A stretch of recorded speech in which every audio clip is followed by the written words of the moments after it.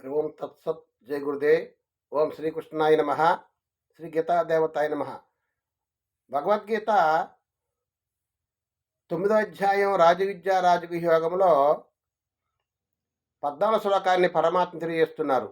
నిజమైన భక్తుడెవరు, దృఢమైన భక్తులెవరు, నిరంతరం నన్ను స్మరిస్తూ ఉండేటువంటి భక్తులు ఏ విధంగా ఉంటారు అని పరమాత్మ చెప్తున్నారు. సతతం కీర్తయంతో మాం యతంతశ్చ దృఢవ్రతాః నమస్యంతస్తమాం భక్త్యా నిత్యయుక్తా ఉపాసతే. భగవంతుని నిత్యము కూడా స్మరిస్తూ ఉండాలి. నిరంతరము కూడా ఏ మానవుడైతే దృఢవ్రతులైన భక్తులు నా నామగుణములను నిరంతరము నాట్య బృందములతో కీర్తించరు, నన్ను చేరుటకు యత్నించరు, పదే పదే నాకు ప్రణమిల్లుదురు, సర్వదా నా ధ్యానమునందే నిమగ్నులయ్యెదరు, అనన్య భక్తితో నన్ను ఉపాసింతురు.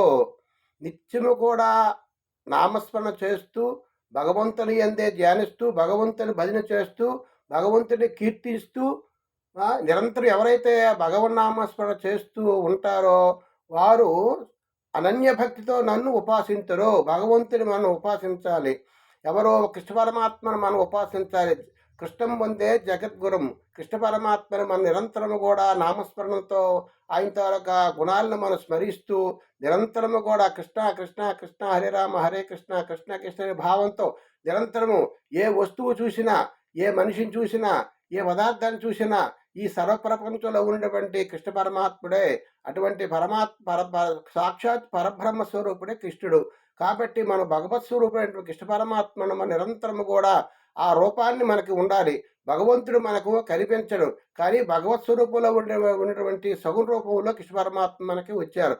కాబట్టి కృష్ణ పరమాత్మ నిరంతరము కూడా ఆయన గురించే కీర్తించుతూ, ఆయన్నే భజించుతూ, ఆయన తాలూకా నామగుణాలను స్మరిస్తూ, వాద్య బృందములతో కీర్తించు అనగా భజన కార్యక్రమాలు కానీ ఏదైనా సరే మనం చేస్తూ ఉంటాం. ఆ కృష్ణ పరమాత్మ యందే మనసు లగ్నం చేసి నిరంతరము కూడా ఎవరి మనసులో ఎవరు చూసినా సరే మనం కృష్ణ పరమాత్మనే చూసినట్టుగా ఉండాలి.